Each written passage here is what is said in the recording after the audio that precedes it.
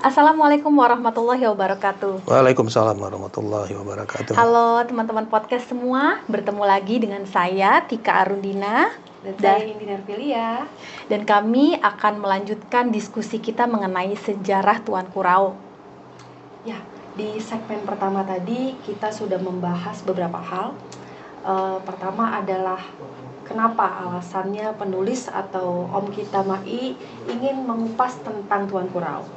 Lalu yang kedua, metodologi apa yang Mai gunakan dalam menulis buku tersebut. Dan yang terakhir kita juga membahas tentang wilayah ya Mai. Wilayah Rao di zaman sekarang dan juga di zaman dulu pada saat Perang Padri. Nah, sekarang kita pengen tahu Mai, sebenarnya Perang Padri itu ceritanya seperti apa sih? Dan apa peran dari Tuan Kurau dalam Perang Padri sendiri? Oke. Terima kasih Indi, Kak. Saya mungkin barangkali cerita melalui tayangan ini ya, karena ada petanya. Saya coba membuat suatu grafik kotak ya. Ini di wilayah waktu zaman Padri lagi jaya-jayanya, kira-kira tahun 1830. Ya.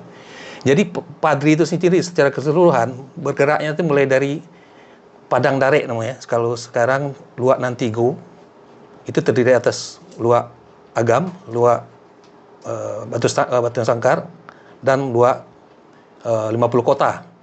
Tetapi sebenarnya pusatnya yang paling aktif itu bergerak ya itu di Luak Padri di Luak Padri Agam. Walaupun kalau yang di tanah datar Batu Sangkar itu lebih banyak melawan rezim Pagaruyung. Nah, karena faktor lain kenapa di Agam lebih aktif? Guru besar mereka itu kan di situ. Tuanku Nantuo itu. Tuanku Nantuo itu adalah salah satu murid dari yang diulakan, Buya Burhanuddin, salah satu muridnya. Kemudian di Agam dia sendiri, dia punya kesadaran melihat situasi masyarakat yang sudah mulai banyak yang melenceng. Dia pengen meluruskan ya, mungkin mereformasi lah, supaya ajaran Islam kembali ke jalurnya. Maka oleh murid-muridnya yang belajar di suraunya, surau Tuanku Nantuo, di antaranya Tuanku Narenceh yang terkenal ya, dan juga Tuanku Lintau atau Tuanku Pasaman. Kenapa disebut Tuanku Pasaman? Karena beliau ini sempat belajar dan mengaji di Pasaman. Dia sendiri sebenarnya orang Lintau. Kemudian pada 1803 itu pulang pula 3 haji ya, haji miskin, terkenal haji miskin dari Piawabang, haji miskin dari Piawabang, dan haji apa satu lagi? Satu dari haji miskin dari Agam, dari Piawabang dari 50 kota, dan Haji Sumanik dari Sumanik tanah datar. Dan mereka itu apa perannya? Sebenarnya lebih pada menyemangati, karena mereka baru pulang haji itu melihat kan di Jazirah Arab itu lagi goncang juga. Terjadi pemberontakan oleh Badui sana. Mereka dipengaruhi oleh spiritualnya adalah Wahhab gitu. Sehingga menimbulkan paham Wahabi. Dan itu didukung oleh rezim Al-Saud yang hingga kini berkuasa di Arab Saudi. Mereka itu melawan siapa? Yang melawan khalifah yang berpusat di Turki. Karena mereka menganggap ini praktek orang-orang yang mengikuti khalifah ini sudah agak banyak melenceng gitu. Sudah banyak yang di luar apa yang digariskan oleh Al-Qur'an. Nah, dan melihat cara mereka perlawanan itu yang keras, nah mereka cenderung untuk melakukan hal itu. Kalau mau dakwah ya lah, jangan tanggung-tanggung, harus dirubah hitam jadi putih gitu. Ya, gerakan itu yang menyemangati para tuanku yang ada di Agam, yang di Agam ini. Tetapi ternyata guru mereka tuh kurang sependapat. Dia lebih memilih jalur moderat, sehingga dalam perkembangan selanjutnya yang bergerak dalam menyemangati gerakan Padri ini sendiri sebenarnya istilahnya digunakan oleh Stanford Raffles, Lieutenant Gubernur Inggris yang bermarkas di Bengkulu. Dia membuat laporan untuk mengidentifikasi gerakan orang-orang yang berjubah putih ini, seperti jubahnya para padre gitu ya, pada padre. Maka dia kasih laporan kepada gubernur jenderalnya di India ya. Kalau Inggris itu pusat di India, dia tidak di Indonesia Nusantara kurang jadi perhatiannya. Sedangkan tentara Belanda kan gubernur jenderalnya di Batavia atau Jakarta, bagian dari Jakarta sekarang. Jadi itu asal mula Padri itu ya. Istilah Padri itu sebenarnya Padri itu. 1823. Kalau di Riau itu lebih mengistilahkan golongan putih dan golongan hitam. Ya karena golongan putihnya memang berjiwa putih dan mengikuti ajaran Islam, hitamnya cenderung melakukan praktek-praktek yang menyimpang dari Islam. Dan umumnya diisi oleh orang-orang adat yang mengambil keuntungan dari itu. Dari kegiatan orang-orang hitam ini, golongan hitam ini. Nah, jadi kalau dikelompokkan secara periodik, maka antara 1803 sampai 1803 mereka tuh bergerak sampai 1833 juga, ya. Walaupun di 1825 tokoh-tokohnya pada mati terbunuh melawan Belanda, apakah melalui kompradornya atau dibunuh langsung oleh Belanda. Tetapi pergerakan mereka tuh masih hidup sampai 1833. Kemudian tahun 1808 Tuanku Imam Bonjol yang meminta bantuan ke Tuanku Narenceh, ayo bawa dubalangnya, bantu saya untuk melakukan gerakan di lembah Halan Panjang. Nah, jadi dia minta bantuan, jadi bukan atas perintahnya di Agam mereka melakukan gerakan, tapi si Tuanku Imam Bonjol minta bantuan pasukan untuk melakukan gerakan di lembah Halan Panjang. Mulai 1808 maka Tuanku Imam Bonjol melakukan gerakan hingga kita ketahui 1837 dia ditawan kan. Nah, kemudian Tuanku Rawu sendiri karena situasi di Rawu juga minta bantuan pula ke Tuanku Imam Bonjol. Ayo temanin saya ke Rawu untuk menyebarkan gerakan Padri ini gitu. Itu tahun 1812 secara hitungan saya, ya. Nah, mulai dari situlah Tuanku Rawu terlibat full di pergerakan Padri hingga dia menghilang atau bukanlah hijrah tahun 1833 atau akhir 1832, sebagian orang Indonesia juga begitu, karena di Rawu sudah tidak ditemukan dia di akhir 1832. Nah, tetapi dalam pergerakannya antara 1812 sampai 1833 atau 1832 itu di 1832 dia menghilang, yang 1821 dia dibantu Tuanku Tambusai. Jadi pergerakan strategi mereka itu begini. Kalau Tuanku Rawu itu mulai dari Rawu, sekali-sekali kalau Padri Bonjol minta bantuan misalnya untuk melakukan dakwah ke daerah-daerah selatan, maka dikasih bantuan. Tetapi yang inisiatifnya dia sendiri, ya, maksudnya yang dipimpin oleh dia sendiri, dia bergerak mulai dari Rawu ke Jawa Barat, ke timur dari Rawu, kemudian ke arah utaranya gitu, ya. Sedangkan itu cenderung melalui jalur barat gitu. Jadi dari Rawu, Marosipongi gitu sampai ke Angkola. Nanti di Angkola itu kan ada kota Spirok namanya. Nah, sedangkan Tuanku Tambusai sendiri kan dia dari Dalu-Dalu, itu Rokan Hulu kalau sekarang. Wilayah timur yang dia garap. Naik ke atas sampai ke Asahan dan sebagainya. Nanti dia juga berbelok ketemu di Spirok. Dari Spirok inilah mereka itu bergerak ke Tanah Batak. Jadi sebagai gambaran, ya, ini saya menggunakan peta terkini sebenarnya saya pinjam. Nah, ini Rawu, ini lembah Rawu, ya. Kemudian di atasnya itu Mandailing. Mandailing itu yang banyak Warga Lubis, Warga Nasution dan sebagainya. Kemudian masuk ke Angkola. Kalau di Mandailing ini masih didominasi oleh Muslim ya sampai sekarang. Dan di Padri pun sudah banyak yang Muslim. Cuma orang-orang tokoh-tokoh kerajaan kecil itu masih enggan ya, karena mereka akan takut terganggu lah barangkali itu. Ya. Melihat dia masuk Angkola. Angkola ini sebenarnya sampai sekarang kan paruh-paruh kan, separuh Islam, separuh Kristen. Seperti marga Siregar misalnya kita tahu ada Siregar Kristen. Nah, di atasnya lagi baru Toba, itu yang Batak. Gitu. Ya, jadi di tahun 1812 Tuanku Rawunya sendiri bergerak selain mendakwahkan masyarakat Rawu, yaitu tidak membutuhkan waktu lama, hanya 1812 sampai 1813 itu sudah terbentuklah organisasinya. Ya, inilah kelebihannya dia bentuk organisasi yang jelas itu.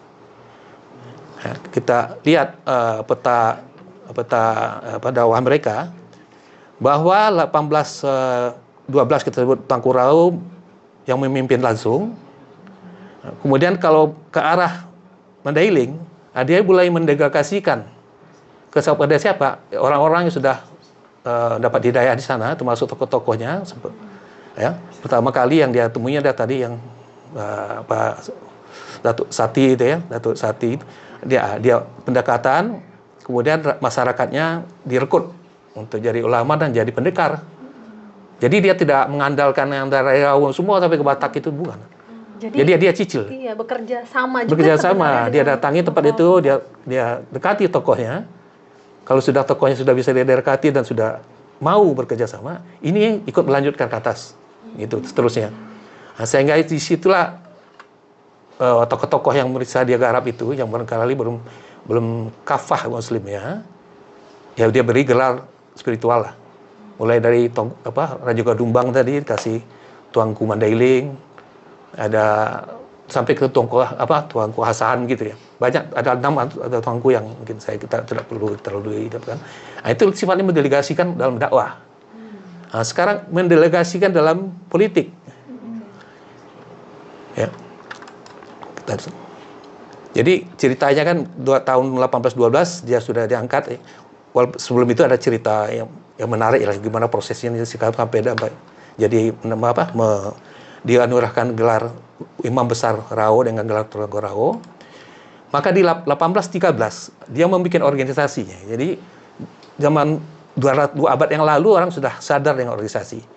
Dia sendiri sebagai kepala pengawas padri, istilah kepala pengawas padri, pergerakan padri itu di Lembah Rau. Lembah Rau sendiri dia bagi-bagi, namanya kuria-kuria. Apa kriteria kuria itu? Kalau sudah di sana sudah ada orang yang dapat hidayah minimal 40 orang, konsisten bisa melakukan sholat Jumat. Itu sudah bisa dianggap satu kuria. Tinggal dia mengembangkan sendiri gitu. Jadi kayak imam atau imam, nanti bikin sel-sel lagi. Dia imam besarnya, nanti di masing-masing kuria itu lagi imam-imamnya lagi yang menggarap daerah-daerah itu. Nah, di wilayah hampir Lembah Rau itu ada kira-kira 19-20 kuria. Nah, di pusatnya sendiri yang di levelnya Tengku Rau, dia merekrut salah satu tokoh Bosar 15 namanya. Jadi Bosar 15 ini adalah 15 datuk yang mengepalai negeri-negeri di Lembah Rau itu. Ya di zaman itu kita jangan bayangkan jangan bayangkan bahwa ini sudah jadi Indonesia belum ada. Sehingga negeri-negeri kecil itu seperti negara-negara sendiri gitu, yang dikepalai oleh masing-masing Bosar 15 itu. Nah, salah satu 15 itu yang paling menonjol adalah Datuk Rangkai Bosar nih. Kalau di salah satu buku dia sebut nama kecilnya ada Layar. Nah, ini pada saat 1812 rombongan Padri Bonjol yang menemani Tengku Rau datang ke Rau, ini memimpin perlawanan justru. Baru masuk Rau itu rombongan itu dia udah hadang. Nah, situ terjadi perkelahian yang sebagian orang menyebutkan itu sudah masuk perang gitu. Karena ada satu korban dari Padri Bonjol meninggal, itu dikuburkan di Rau. Mungkin klarifikasi sedikit. Jadi menahan pasukan dari Padri justru. Padri Bonjol sebelum terbentuk Padri Rau. Jadi pada waktu ekspedisi lah, kita sebut ekspedisi ini yang mau masuk ke Rau yang diketemani oleh calon Tengku Rau ini, bahwa ini di Rau sudah terjadi seperti yang terjadi di daerah lain lah, pergolakan, pertarungan antara kaum putih dan kaum hitam. Terutama kaum hitam ini kan bisnisnya bisnis haram nih, menjual belikan narkoba, kalau dulu candu ya bentuknya, kemudian minuman keras. Nah itu dari mana? Itu dari pelabuhan air Bangis, dari Natal yang dibawa oleh Belanda dan Inggris. Ya. Nah, yang berbisnis siapa? Itu datuk-datuk adat ini. Modal mereka jadi kaya itu gitu. Nah, mereka itu diberantas di Rau, ya mereka perlawan itu terjadi perperangan sebelum adanya Padri itu. Nah, kaum putih ini kan kewalahan juga lah. Pasti lebih banyak orang cari makan walaupun itu dengan cara haram, kewalahan. Itu dia minta bantuan pula ke Bonjol. Nah, pada saat bantuan itu datangnya bersama calon Tengku Rau ini, belum banyak masuk ke Rau itu, mereka sudah dihadang. Nah, salah satu pentolannya adalah Datuk Rangkai Bosar itu. Itu dia adalah kepala negeri Tarung-Tarung itu pasar Rau itu ada di Tarung-Tarung itu. Nah, tapi pada peperangan itu akhirnya mereka kalah, ya. Kalah karena itu berperang itu sampai meluas sampai ke arah Nasi Kodok gitu namanya, itu lebih ke utara lagi dan mendekati pasar Rau itu. Nah, di situ banyak korbannya dari pihak adat, mereka berlarian lah. Jadi besoknya mereka mengaku kalah. Nah, di zaman itu mengaku kalah itu caranya dah mereka bawa bendera putih. Tapi di istilahnya waktu itu alam putih, ya. Alam itu bendera, kan bahasa Minang enggak, bahasa Minang apanya kuno ya. Bawa bendera putih, kami kalah. Dan mereka diwajibkan membayar denda. Dendanya berupa apa? Karena Rau itu terkenal banyak emas ya, ada banyak tambang emas, berupa bongkahan emas, kemudian kerbau. Nah, itu yang dibawa oleh Padri Bonjol. Kemudian kalau waktu Padri Rau sudah established juga Padri Rau kebagian gitu. Itulah modal perjuangan mereka berdakwah dan sebagainya. Nah, kita kembali ke sini. Setelah mereka kalah, Tuanku Rau ini melakukan rekonsiliasi. Malah Datuk Rangkai Bosari sebagai tokoh yang agak menonjol di antara jadi dirangkul ya? Ya, dirangkul lagi. Di antara besar 15 ini, dirangkul malah Dedi ditunjuk sebagai wakilnya. Tuanku Rau sebagai pengawas Padri Lembah Rau. Nah, kemudian masing-masing kuriannya berbentuk organisasi juga. Ada imam, kadi, dan satu lagi itu. Itu yang melakukan gerakan Padri itu, ya, pemurnian apa itu. Nah, 15. Kemudian dikatakan tadi bahwa sehingga dengan dikuasainya Rau juga, maka modal untuk pergerakan itu lebih besar. Karena mereka lebih banyak mendapatkan emas, ya. Itu yang dibagi dua oleh Padri Alan Panjang, Bonjol, dan Padri Rau. Ya. Namanya perjuangan itu tetap punya modal. Kalau nggak ada modal nggak bisa. Tidak hanya dengan semangat saja gitu. Tapi saat itu Mai, berarti Tuanku Rau itu sudah diberi gelar Tuanku Rau ya? Iya, yang memberi gelar itu adalah yang di Pertuan ya. Yang di Pertuan itu penguasa Rau secara de facto seperti itu. Yang tuan tanah gitu. Bukan tuan, dia datuk, dia namanya datuk. Tiga namanya yang diperkirakan orangnya sama. Di jurnal Tuanku Bonjol dia disebut Datuk Menjunjung Alam. Orang Rau tuh taunya Menjunjung Alam itu tidak ada gelar. Adanya Datuk Mendinding Alam. Orang Belanda apa? Mendinding kan susah dia ngomong. Dia sebutnya lah dengan gelarnya Baginda Alam. Nah, itu di buku-buku Belanda atau di buku-buku yang menjadul ke Belanda banyak sebutnya Baginda Alam. Nah, itu markasnya pada di Padang Mentinggi, itu yang di lembah depannya SMP 1 itu, Padang Mentinggi. Di situ juga nanti dibangun bentengnya Tuanku Rau. Sementara bentengnya Belanda yang di posisi di atas ini, SMP Rau ini, benteng Tuanku Rau di bawah. Maka kalau ada yang pernah nonton televisi Tuanku Tambusai ya perangnya itu perang pakai meriam gitu, saling nyerang. Ya walaupun nanti di sini yang kalah ya, di lembah kalah ya. Nah, kenapa dia membangun situ? Karena memang markas yang di Pertuan Rau itu situ. Kemudian pusatnya Rau itu di situ. Jadi Padang Mentinggi itu sebagai pusat dari Rau itu. Suatu saat pada 1830 pernah sampai mempunyai penduduk 30.000 orang. Sementara waktu itu di Padang 40 tahun kemudian baru 6.000 orang. Padang. Karena Padang itu kan dibentuk oleh Belanda sebenarnya kan. Tempat masuknya Belanda gitu. Ya, belakangan baru menjadi besar karena pengaruh Belanda. Jadi dulu sebenarnya itu daerah yang lumayan besar ya. Iya, karena potensi emas dan kopinya. Ya, maka penduduk dari Mandailing, dari Minangkabau masuk ke situ. Nah, pusat kotanya itu adalah Padang Mentinggi itu. Padang Mentinggi. Ya, maka markasnya Tuanku Rau pun di situ. Dia ambil alih markasnya yang di Pertuan itu. Karena di Pertuan itu dianggap sudah tua. Dia ambil alih supaya dia bisa melakukan pergerakan lebih efektif. Nah, tapi namanya dia merombak suatu